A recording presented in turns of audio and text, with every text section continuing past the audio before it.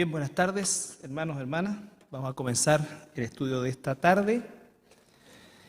Y la semana pasada comenzamos esta serie nueva que se llama La Biblia, la Palabra de Dios. Y dijimos que era un título bastante poco original, por decirlo de alguna manera. Pero la verdad es que no hay otra forma de llamarlo, y en eso consiste principalmente nuestra vida como cristianos, en seguir escudriñando esta palabra, esta Biblia que es la palabra de Dios. Ahora, la importancia de esto es que nosotros podamos saber que esta es la antesala, o este estudio, estos meses van a ser la antesala de lo que vamos a estudiar también probablemente en el mes de marzo ya, en relación a los dones espirituales. Y lo importante de lo que significa poder sujetar los dones espirituales a lo que la palabra de Dios dice y cómo los regula. Vamos a entender todo el proceso escritural, no solamente en relación a lo que la Biblia dice, sino que también a entender la mente de Dios. Una de las cosas que nosotros, así digamos como un poco introducción, es que a veces para nuestra conveniencia podemos tender a decir, bueno, que la Biblia dice tal o cual cosa cuando nos conviene, ¿no es cierto? La Biblia dice esto cuando nos conviene y la Biblia, o no decimos lo mismo cuando no nos conviene. El peligro de tomar la Biblia, aquellas cosas que nos conviene, aunque resulten hechos históricos, como por ejemplo, recuerden ustedes lo que pasó en Pentecostés, lo que pasó en el Mar Rojo cuando Moisés abre las aguas, ¿no es cierto? Y una serie de otros hechos que son históricos, reales, ¿ya? Pero que constituían una razón de ser en el momento, y no es que estemos limitando nunca a Dios, pero entender los procesos y los tiempos y las formas en que se va desarrollando la revelación de Dios. Porque también la Biblia dice, por ejemplo, que a los hijos rebeldes, el Antiguo Testamento y la ley mandaba ¿qué cosa? ¿Se acuerdan qué es lo que mandaba? Que lo llevaran al psicólogo. No, que lo sacaran y lo apedreaba todo el poblado, hasta matarlo.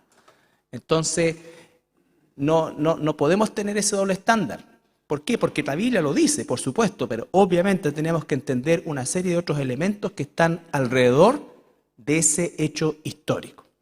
Bueno, dijimos que la Biblia es la palabra de Dios y por supuesto la importancia de esto radica en lo que decía lo que dice el Salmo 138:2, cuando el Señor dice que Él ha elevado su nombre por sobre todas las cosas, su nombre y su palabra. Entonces, cuando nosotros tomamos la palabra de Dios a la ligera o bajo nuestra propia conveniencia, estamos yendo contra un principio fundamental que es la autoridad, la relación inseparable que existe entre la Biblia y Dios. No puedo pensar en amar a Dios, adorar a Dios, escuchar a Dios, seguir a Dios, disociado de su palabra. Y para este estudio nosotros lo hemos dividido en 5 partes. Lo primero que comenzamos a ver la semana pasada es la suficiencia de la Escritura o la suficiencia de la Biblia. Y dijimos que esa suficiencia va primero que la autoridad, porque obviamente si yo no asumo que la Biblia o la revelación escrita desde Moisés en el Génesis hasta el Apocalipsis con el apóstol Juan es la suficiente revelación de Dios completa en su totalidad, obviamente que la autoridad va a estar siempre y va a ser inestable. Por eso después vemos la autoridad, por cierto, la inerrancia, la concordancia, vale decir eso, la existencia entre partes de la Biblia y principios de la Biblia que se encuentran desplegados no solamente en algunas partes, sino que en muchas partes. Y finalmente, la aplicación, ¿ya? La aplicación. Por cierto, todo esto está unido por una manera de enseñarlo, se separan, pero todo está unido y todo es inseparable desde el punto de vista de la praxis. No puedo pensar en la autoridad de la Biblia y pensar que la Biblia tiene un error o tiene errores, ¿no es cierto?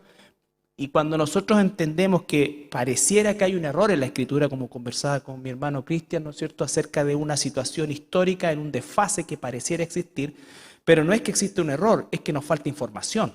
al respecto.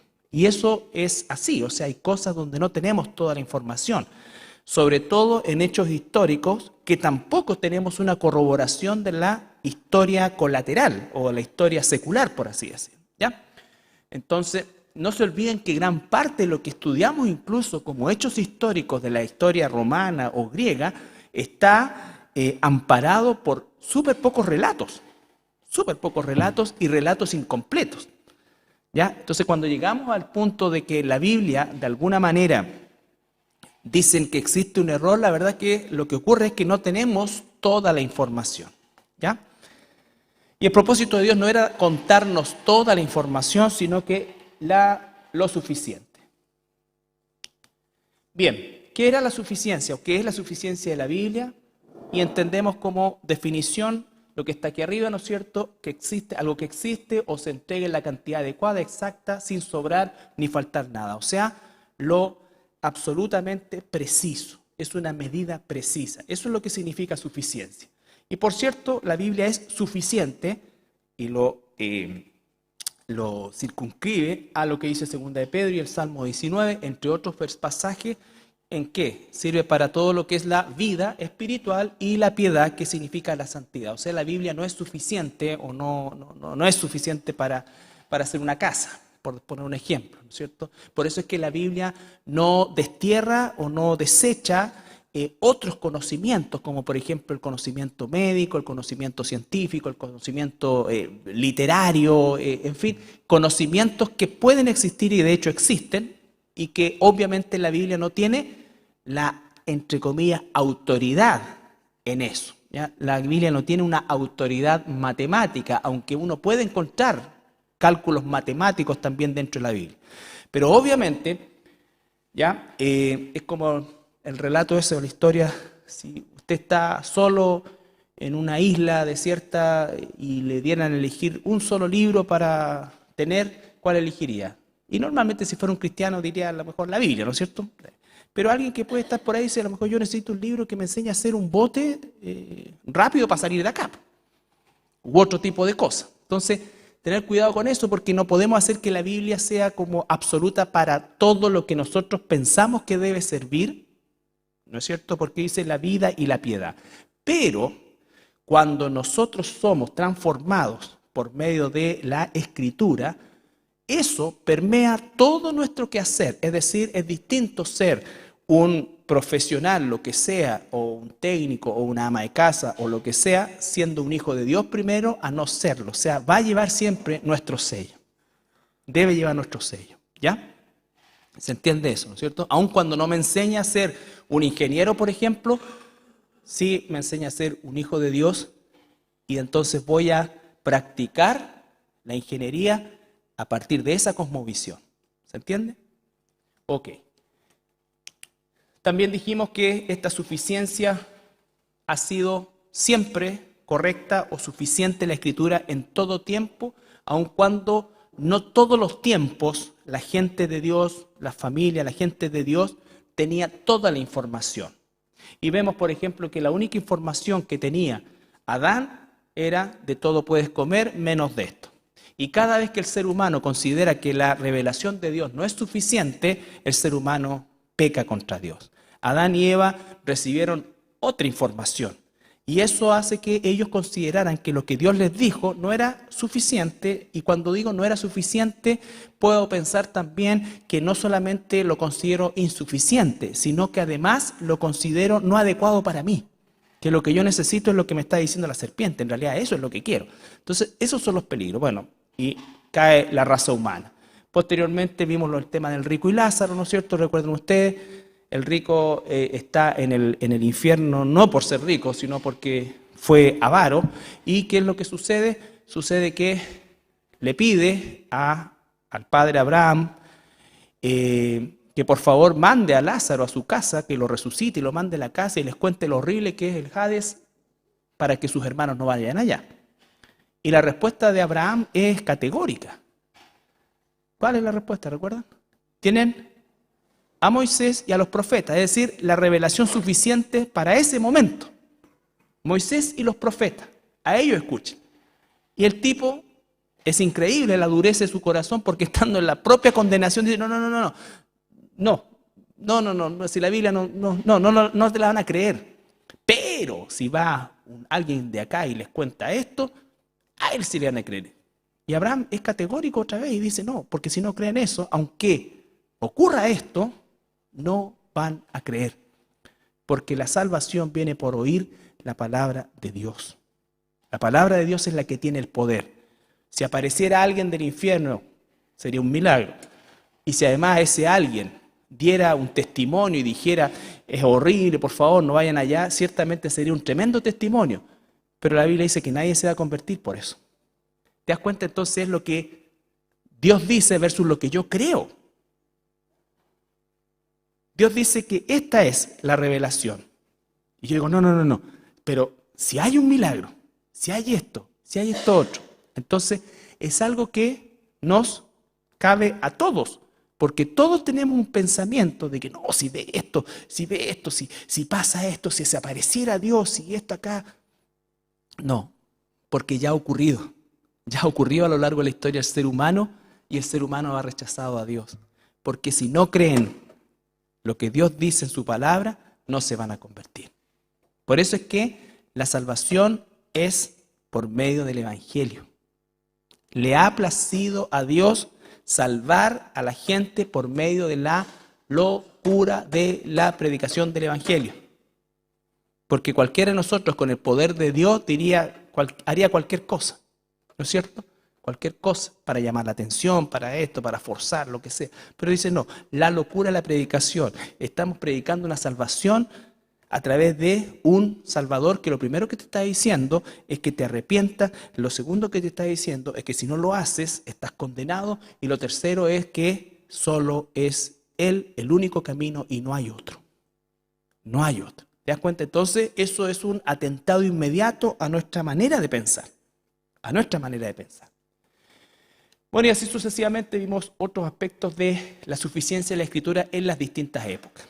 Cada época o cada generación de hermanos y hermanas nuestras ha sido responsable delante de Dios de acuerdo a la revelación que ha recibido.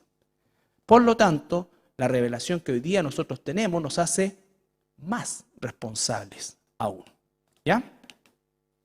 Y comenzamos a ver este pasaje de 2 de Timoteo 3, 16, 17, que es un pasaje sumamente conocido, espero, ¿no es cierto?, que nos recuerda que toda la Escritura es inspirada por Dios y dice que es útil. Eso es súper importante. No hemos hecho un análisis completo porque nos vamos a enfocar en los aspectos que describe como utilidad y el para qué. ¿Es útil para qué? Lo primero es para enseñar. ¿Por qué? Porque no sabemos nada.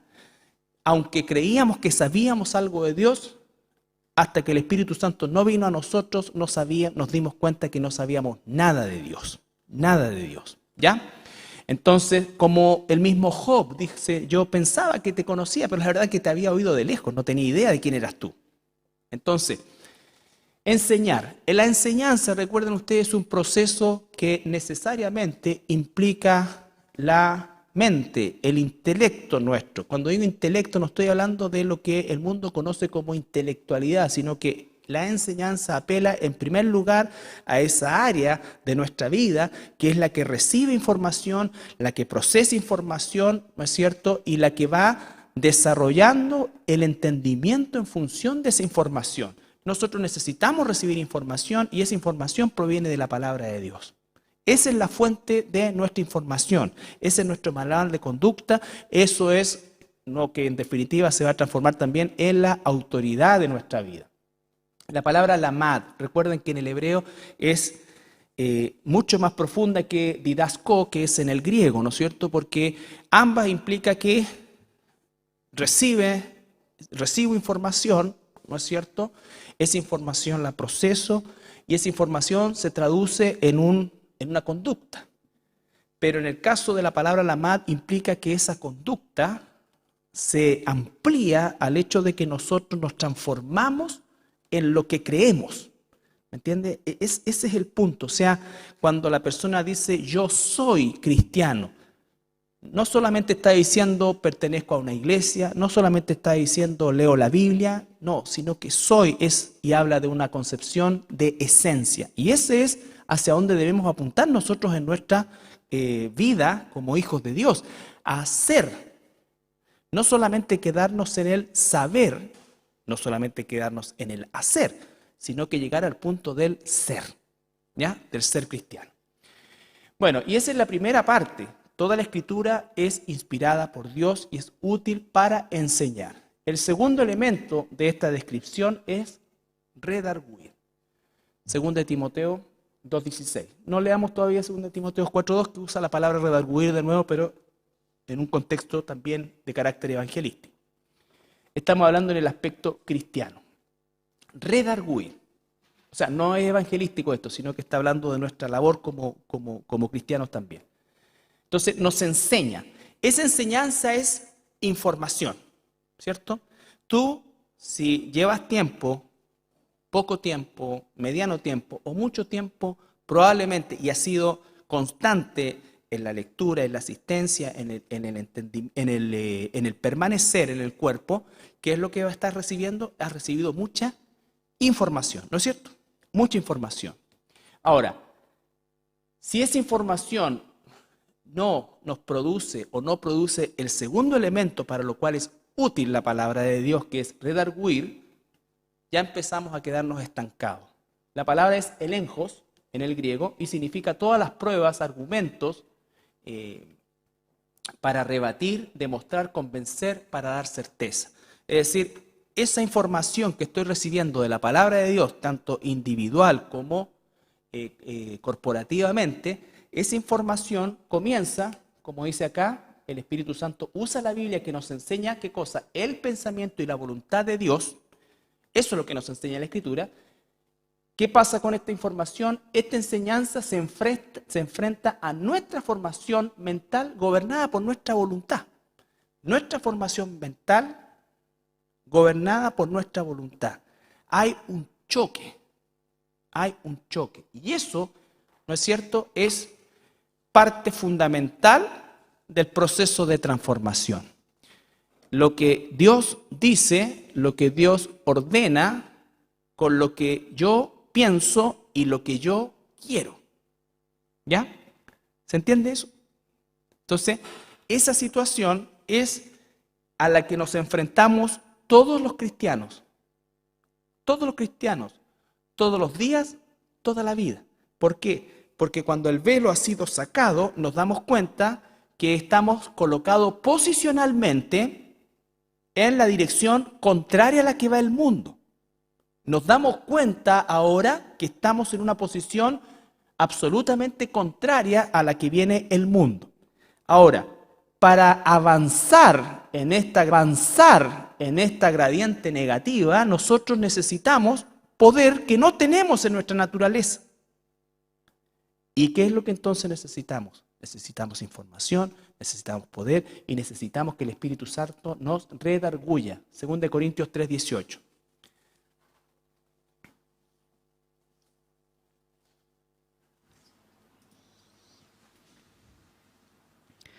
Por tanto, nosotros todos, mirando a cara descubierta, como en un espejo la gloria del Señor, somos transformados de gloria en gloria en la misma imagen, como por el Espíritu del Señor. Cara descubierta, ya no tenemos el velo, vemos la gloria de Dios. El mundo no ve la gloria de Dios porque va en la dirección contraria, pero ahora nosotros vemos la gloria de Dios y vamos en esa dirección. Y en el proceso entre que nos sacó la venda hasta que estemos con Él en su totalidad, ese periodo de tiempo y distancia vamos a requerir nosotros, ¿qué cosa? Ser santificados. Por eso dice vamos de gloria en gloria. Cada vez que el redarguir del Espíritu Santo por medio de la palabra de Dios nos hace pensar un poco más como Dios y menos como nosotros o como el mundo, entonces hemos dado un paso de gloria. ¿Ya? Esto es súper importante. Todos nosotros llegamos de distintos trasfondos al Señor, de distintos trasfondos.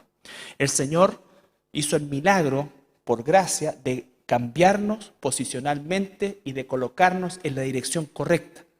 Vemos hoy día cómo todo el mundo va contra esa voluntad y vemos perfectamente el destino donde ellos van. Y somos puestos acá para brillar de tal manera que Dios pueda llamar a los suyos en la medida que nosotros vamos avanzando hacia Él. ¿Se entiende? Vamos avanzando hacia Él. Pero para que eso ocurra, tengo que ir siendo transformado. Ya no puedo pensar como pensaba antes. Ese es un proceso gradual. Nadie de la noche a la mañana hay una redarguyutón y en 24 horas o 28 horas redarguyí te sacan todo. No. Esto es toda la vida. Toda la vida. Obviamente, mientras más vamos resistiendo, como todo músculo, se va fortaleciendo. Se va fortaleciendo. Pero a medida que se va fortaleciendo, vamos enfrentando desafíos mayores. Entonces, esa es, en definitiva, la esencia de nuestra vida, que tenemos que mirarla como Dios quiere que la miremos, como realmente la misión más importante de nuestra vida y además aquello por lo cual vale la pena darlo todo. Vale la pena darlo todo. Y cuando digo vale la pena darlo todo, no es que Dios vaya a pedir todo, sino que va a pedir lo que Él estime suficiente también. Pero tenemos que estar dispuestos a dar todo. Yo tengo 30 años como cristiano y Dios nunca me ha pedido todo. Pero cada día le pido al Señor que me dé fuerza por si pide todo. Tampoco ni siquiera sé lo que es todo. Ni siquiera sé lo que es todo. El único ejemplo bíblico que puedo ver de un todo es Job. ¿No es cierto? Job. Pero todavía le queda su orgullo, a pesar de cómo estaba. Entonces, el Espíritu Santo usa la Escritura y nos redarguye, es decir, nos da argumentos contra nuestros propios argumentos. ¿Ya? Quiero que leamos, primero que nada, 2 Corintios 10, 4 al 6, antes de lo otro. 2 Corintios 10, 4 al 6.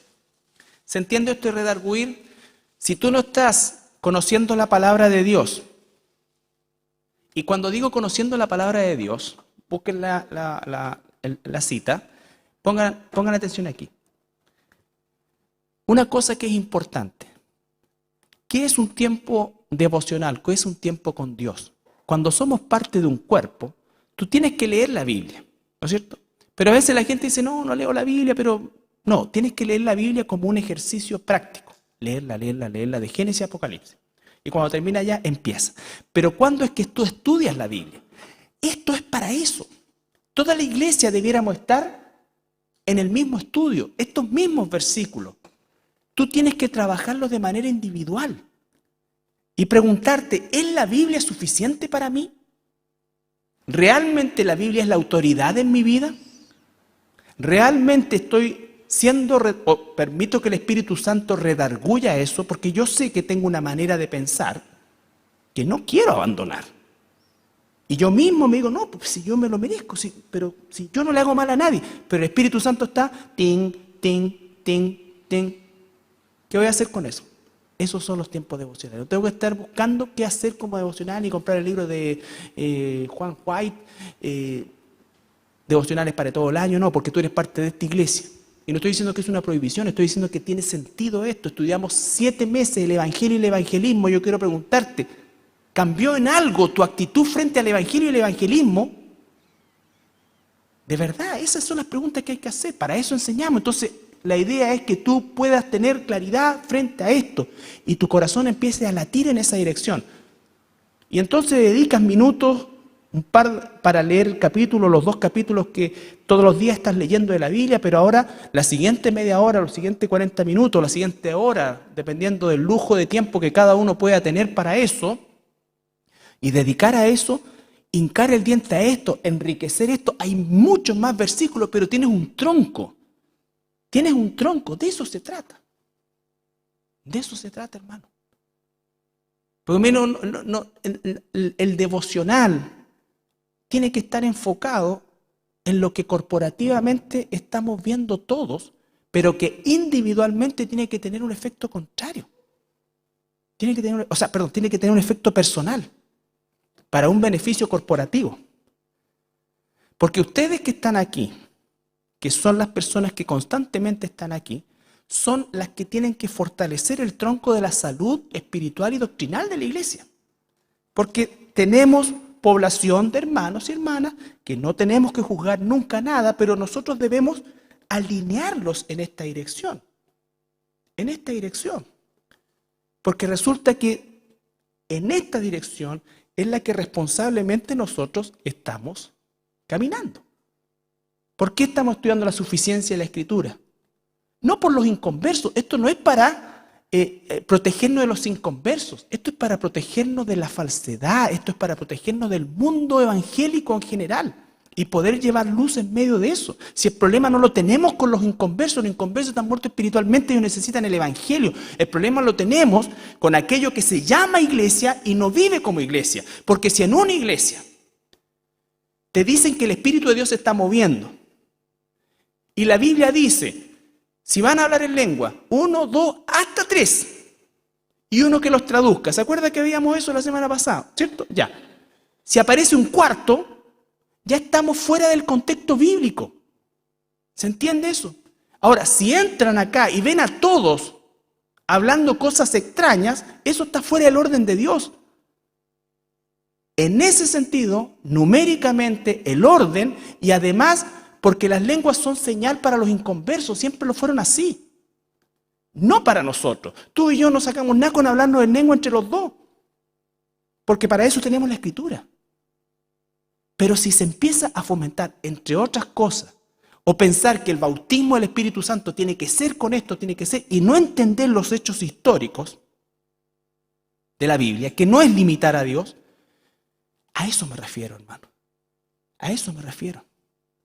¿Por qué? Porque la palabra nos dice, santifícalos en sus emociones son verdad, santifícalos en sus experiencias. Yo no estoy aquí para juzgar las experiencias de las personas, que pueden ser reales, pero si no están bajo el marco bíblico, no puedo aprobarlas como tal.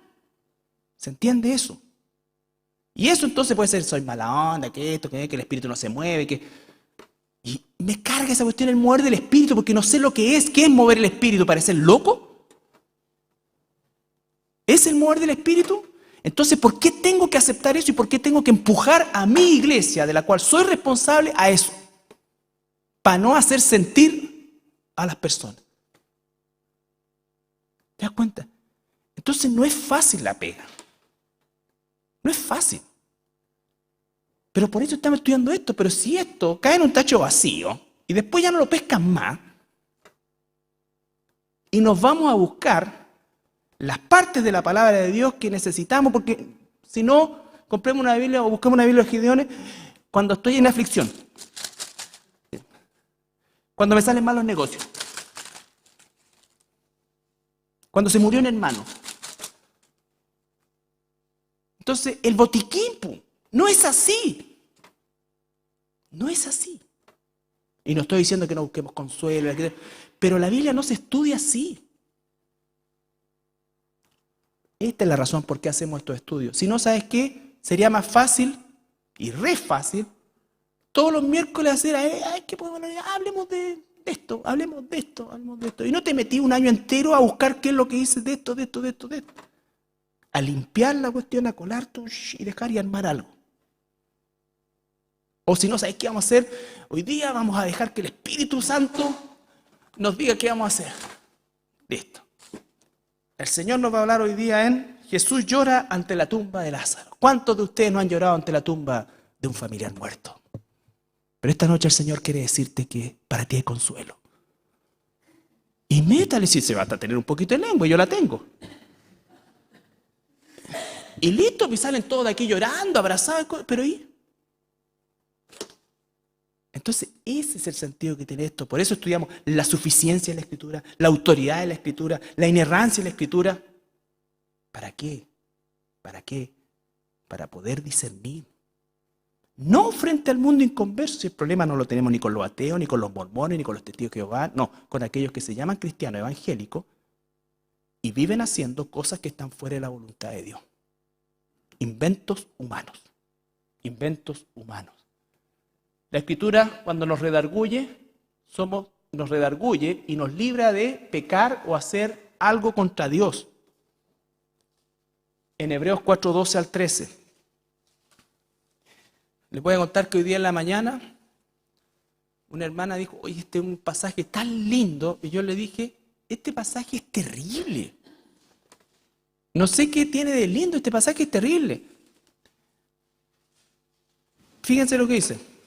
Porque la palabra de Dios es viva y eficaz, y más cortante que toda espada de dos filos, y penetra hasta partir el alma y el espíritu, las coyunturas y los tuétanos, y discierne los pensamientos y las intenciones del corazón.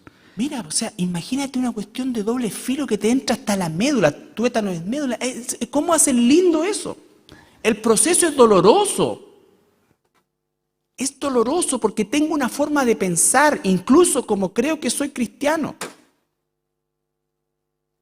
Pero la Biblia me dice esto. ¿O ustedes creen que no fue doloroso para nosotros mismos, en nuestro propio proceso, que el evangelismo no parte por Jesús te ama? Dime si no es más fácil evangelizar con Jesús te ama. Jesús te ama, tiene un plan maravilloso para tu vida. Él quiere traerle todas tus cosas a Jesús, ponla a sus pies y Él hará. Y empiezo a torcer escritos bíblicos y todo. No es más fácil eso que decirle a la persona, te ruego que te reconcilies con Dios. Pero ¿cómo si yo siempre he creído en Dios? No, tú estás muerto espiritualmente.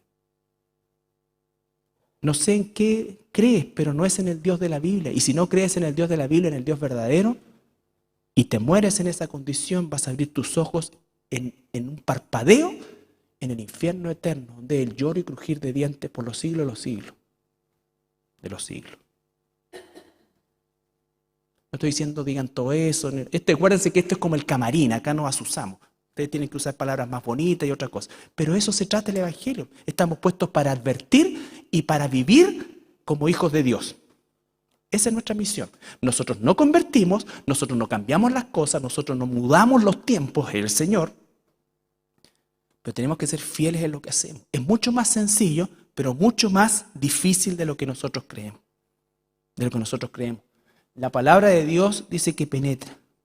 Porque a veces en lo superficial parece que incluso hasta no es tan complicado, no está tan mal. Pero cuando somos hijos de Dios y estamos en comunión con Dios, la espada va a llegar, la palabra hasta lo último y nos va a tocar ahí, en la médula. Y el Espíritu Santo nos dice que esa actitud es mala. Mala. Tú estás haciendo esto por una mala actitud. Tú lo estás haciendo por revancha. Tú lo estás haciendo por conveniencia. Tú quieres sacar provecho para ti de esto. Tú quieres esto. No estoy hablando del extremo burdo. Estoy hablando del extremo ya más sofisticado que muchas veces Satanás opera en nuestras vidas. Y él, la palabra de Dios, llega desde lo superficial, pasa a llevar todo, no deja nada y llega hasta el punto final. ¿Por qué hago de verdad esto? ¿Por qué hago de verdad esto? ¿Realmente lo hago por una condición espiritual? ¿Me quiero lucir? ¿Quiero parecer más espiritual? ¿Estoy juzgando al otro porque no lo hace? ¿Por qué estoy haciendo esto? Los inconversos no tienen esta batalla espiritual en su mente. Recuerden, ellos tienen un velo. Por lo tanto, la palabra a ellos no los redarguye, nos redarguye a nosotros. Yo pienso así. Seguramente tú pensabas tiempo atrás que tú elegiste a Dios, ¿no es cierto? Y que tú hiciste una decisión por Dios. Y que tu primo que fue contigo, ¿no es cierto?, a la iglesia esa vez y no lo hizo es porque él es más malo que tú o porque es menos espiritual.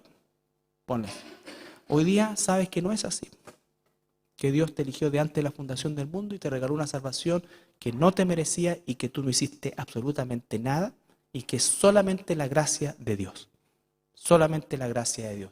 Nos va redarguyendo la palabra, nos va redarguyendo la palabra y nos va redarguyendo la palabra. ¿Ya?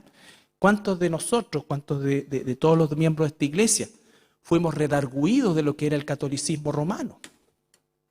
Personas que realmente sufrieron con eso. De ver que realmente lo que habían creído durante años no puede compatibilizarse, no puede haber una suerte de ecumenismo en eso. Porque la Biblia dice que hay un solo camino, una sola verdad y un solo mediador. ¿No es cierto? Y entonces si yo digo, mira, no importa si hay gente muy sincera en eso, y con eso me saco esto, no es así. O sea, la sinceridad no es sinónimo de verdad. La sinceridad no es sinónimo de verdad, ni menos sinónimo de agradar a Dios. Entonces esto es muy estrecho, muy estrecho. Y entonces la mentalidad nuestra tiene que ser formada frente a la mentalidad de Dios o con la mentalidad de Dios. Y entender, los inconversos no están siendo redarguidos, ellos necesitan el Evangelio, ellos necesitan saber que están perdidos, saber que necesitan salvación, saber que Cristo es Dios y es el único camino. Eso es lo que necesitan saber. Nosotros no los convertimos. ¿Ya? Yo no estoy preocupado, tú no tienes que estar preocupado de tu crecimiento espiritual por ti, tú tienes que estar preocupado de tu crecimiento espiritual, de mi crecimiento espiritual por causa de que Dios pueda usarnos mejor. Según de Corintios 3, 14 y 17. Veamos 3, 14 y 17.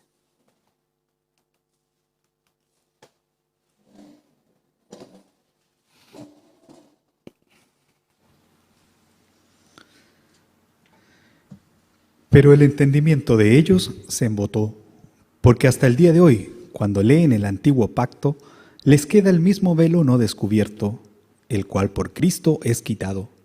Y aún hasta el día de hoy, cuando se lea a Moisés, el velo está puesto sobre el corazón de ellos. Pero cuando se conviertan al Señor, el velo se quitará, porque el Señor es el Espíritu, y donde está el Espíritu del Señor, allí hay libertad. Por tanto, nosotros todos, mirando a cara descubierta, como en un espejo la gloria del Señor, somos transformados de gloria en gloria en la misma imagen, como el Espíritu del Señor. ¿No es cierto? Tienen embotado el entendimiento, pueden leer, pero no entienden, hasta que el Espíritu Santo venga a sus vidas. Cuando el apóstol Pedro negó al Señor Jesucristo, o sea, desde ese momento hasta cuando hizo su primera predicación, pasaron 50 días, más o menos 50 días. ¿Y qué pasó? El apóstol Pedro en el capítulo 2 de Hechos predica un sermón larguísimo, tremendamente profundo. Ocupa 25 citas del Antiguo Testamento. Esas no las aprendió en 50 días. Esas tuvieron sentido para él y las pudo ensamblar en función de que ahora el Espíritu Santo moraba en él. Si eso no ocurre, no importa si hemos leído la Biblia, si conocemos la Biblia, nunca va a tener sentido para esa persona. Por eso es que no se redarguye, o el redarguir no es en la mente de un inconverso, es en la mente de un cristiano. Es un cristiano el que tiene esa batalla espiritual. Como dice 2 Corintios 10, 4 al 6, ¿recuerdan? Lo leímos, ¿no? No.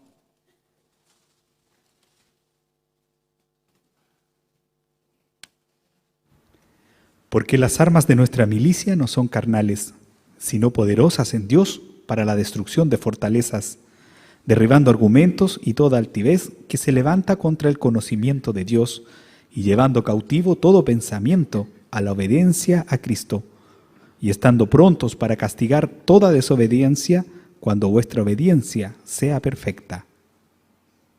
Las armas de nuestra milicia no son carnales, son espirituales. Y cuando dice son espirituales, se está refiriendo a la palabra de Dios en primer lugar, porque oramos conforme a la palabra, ayunamos conforme a la palabra, ¿no es cierto? Peleamos conforme a la palabra. ¿Recuerdan cuando vimos Jesús en el monte de la tentación, Mateo 4? Aparece Satanás a tentarlo y la respuesta de Jesús en las 3 oportunidades, escrito está, Deuteronomio 6, Deuteronomio 6, 14, Deuteronomio 6, 8 y Deuteronomio 18. Con la Biblia, con la Biblia, con la Biblia. Esa es la forma. Entonces, ¿por qué? Porque la Escritura es suficiente. Porque la Escritura es suficiente. nos enseña lo suficiente para todo lo que necesitamos para la vida y la piedad y la santidad. Y eso implica incluso resistir a Satanás y al diablo, y éste huirá de nosotros. ¿Qué es lo que es la armadura de Dios? En Efesios 6, son todas las provisiones espirituales hasta que llega a la espada, que es la palabra de Dios.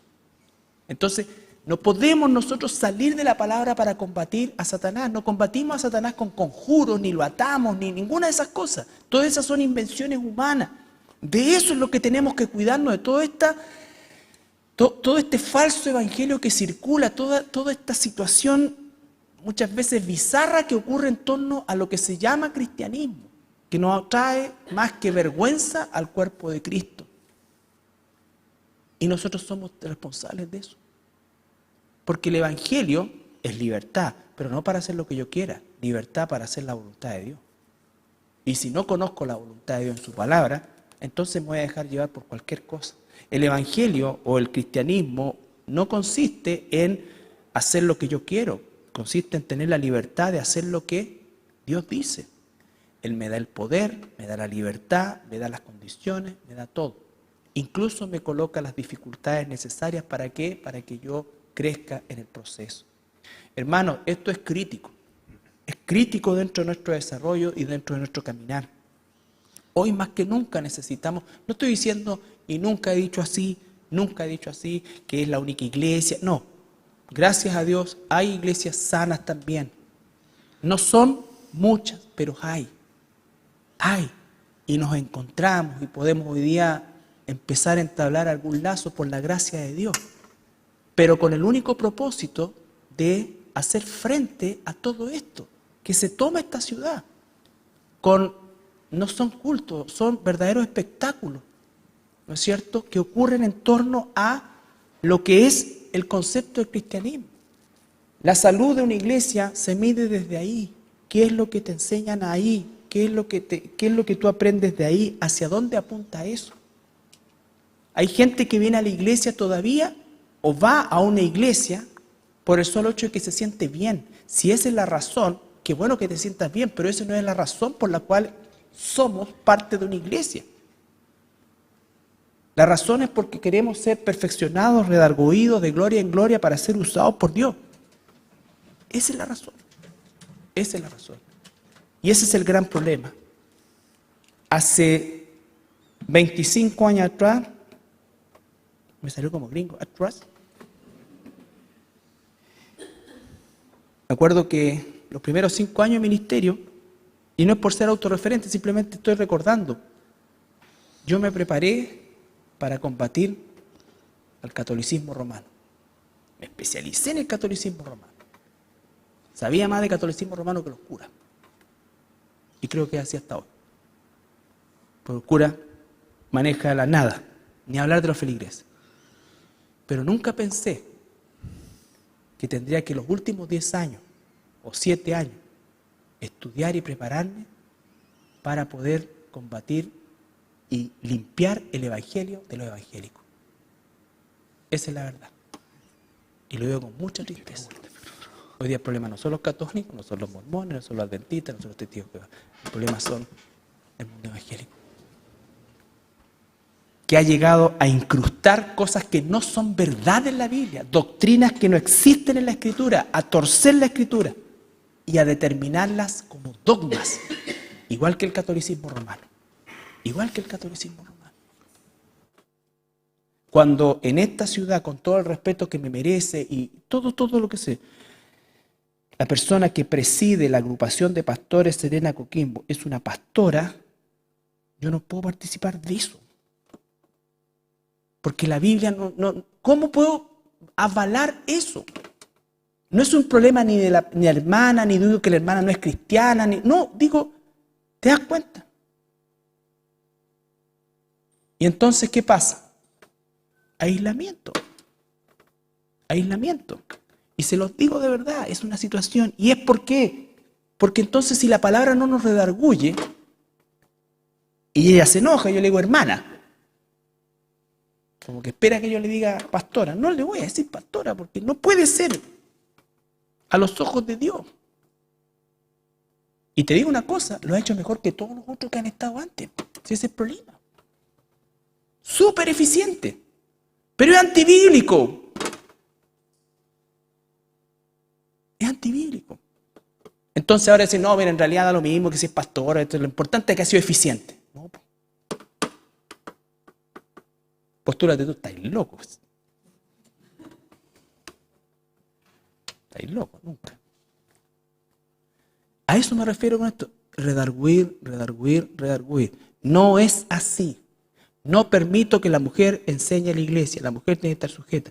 Todos los requisitos son para apóstoles, obispos. Nunca dice obispas, puede que diga avispas, pero no dice obispos nunca. Obispos, pastores. Es preciso que el obispo sea irreprensible, marido de una sola mujer.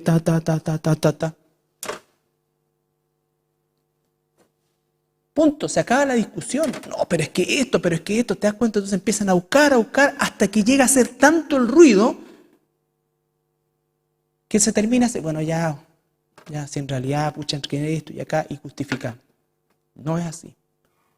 La Biblia nos redarguye, nos redarguye. Y yo tengo que llegar a cauterizar mi mente para que entonces permita esas cosas, o se permitan esas cosas. O se permitan esas cosas. Segunda de Corintios 4, 1 al 4.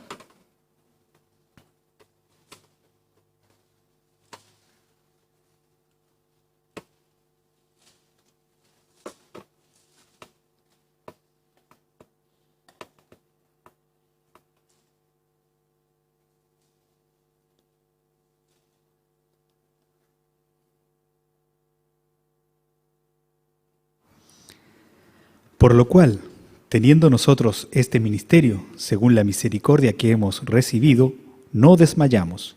Antes bien, renunciamos a lo oculto y vergonzoso, no andando con astucia, ni adulterando la palabra de Dios, sino por la manifestación de la verdad, recomendándonos a toda conciencia humana delante de Dios. Pero si nuestro evangelio está aún encubierto, entre los que se pierden está encubierto, en los cuales el Dios de este siglo cegó el entendimiento de los incrédulos para que no les resplandezca la luz del evangelio de la gloria de Cristo, el cual es la imagen de Dios. Léeme por favor el versículo 1 y 2. Por lo cual, teniendo nosotros este ministerio, según la misericordia que hemos recibido, no desmayamos. Antes bien... Pausa. Antes bien, renunciamos a lo oculto y vergonzoso, no andando con astucia, ni adulterando la palabra de Dios. Ni adulterando la palabra de Dios para hacerla calzar y tener la venia de la gente.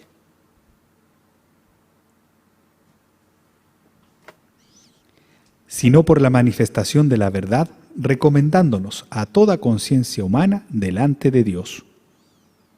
Manifestando la verdad. No adulteramos la palabra de Dios. Donde dice obispo es obispo. Donde dice no es no. Donde dice sí es sí.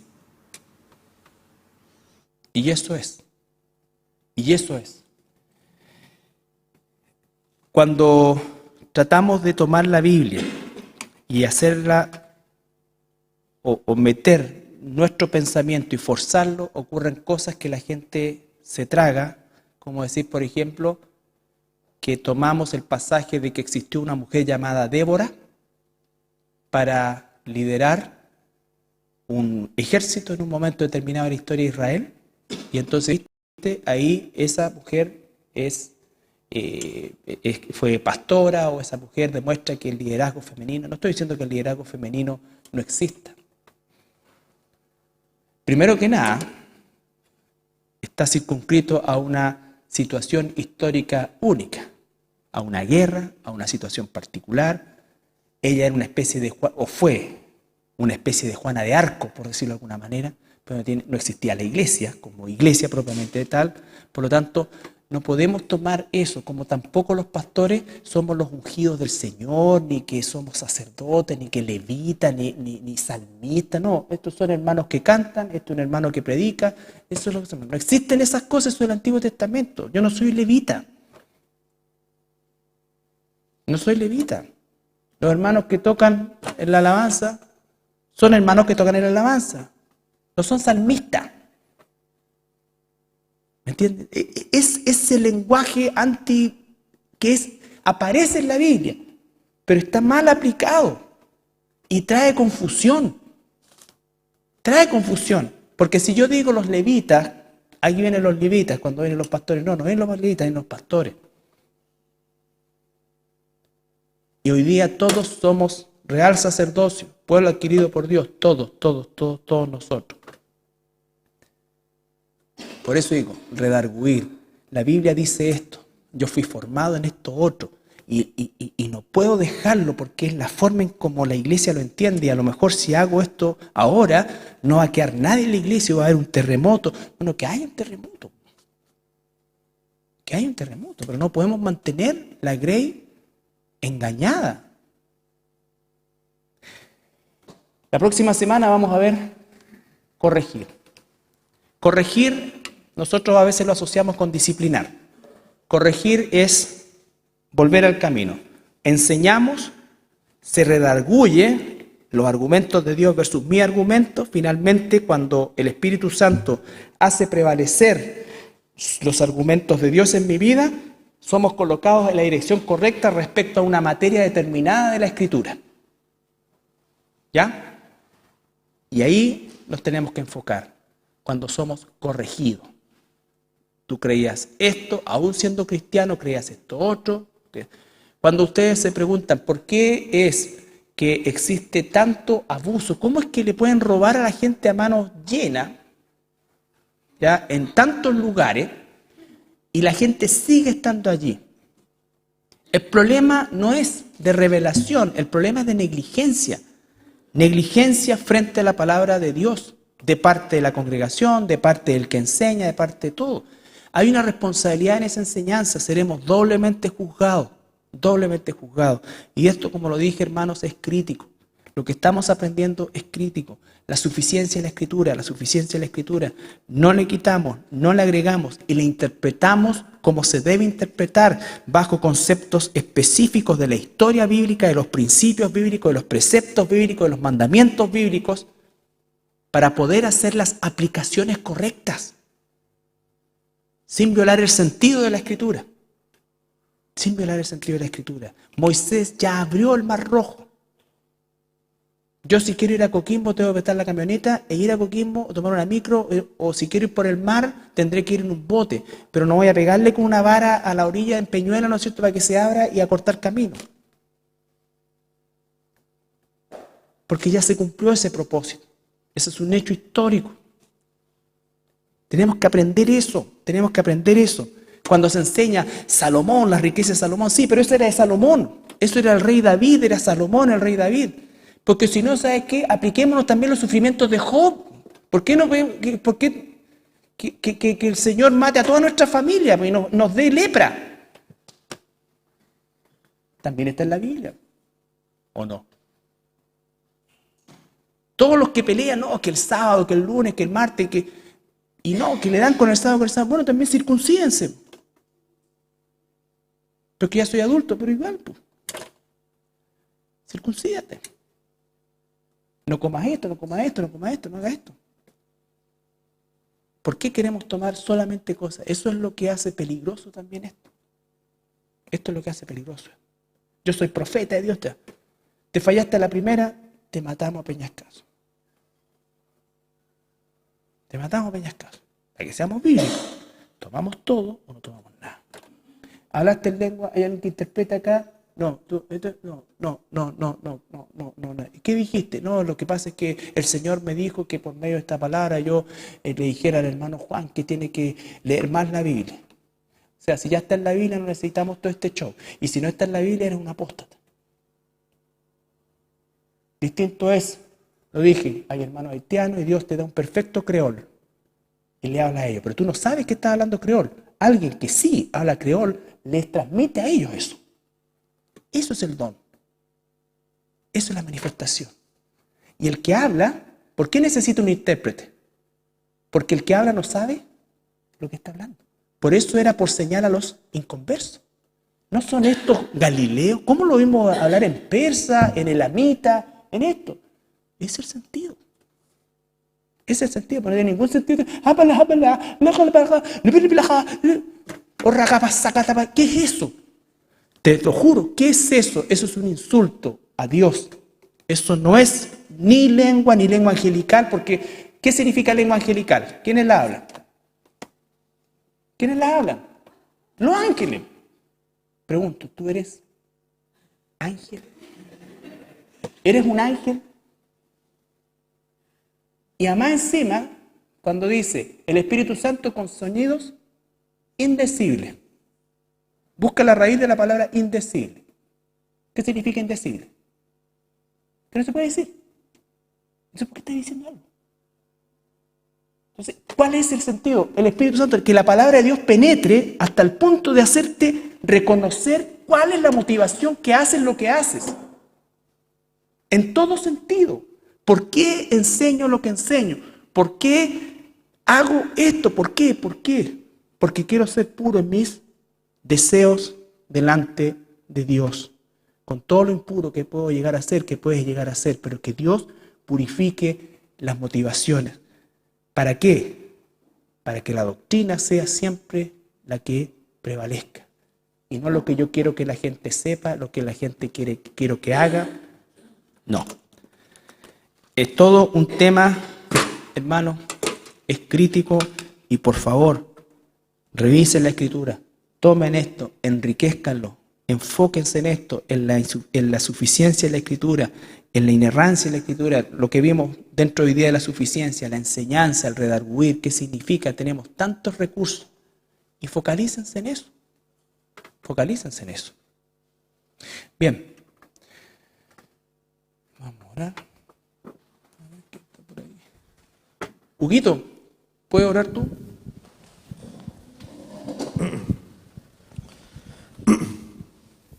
Amado Padre, te damos gracias por este día que nos has traído acá, Señor, a escuchar tu palabra. La importancia, Señor, del mensaje que está entregando nuestro pastor Carlos, Señor, a tener temor de tu palabra, Señor, llevar tu palabra a cada lugar, Señor. Este temor que está invadiendo a nuestros hermanos, en nuestra iglesia, Señor. Ayúdanos, Señor, a comprenderla, a entenderla, Señor, aplicarla en cada momento, por muy doloroso que sea muchas veces, Señor, llevar tu palabra siempre en todo, Señor.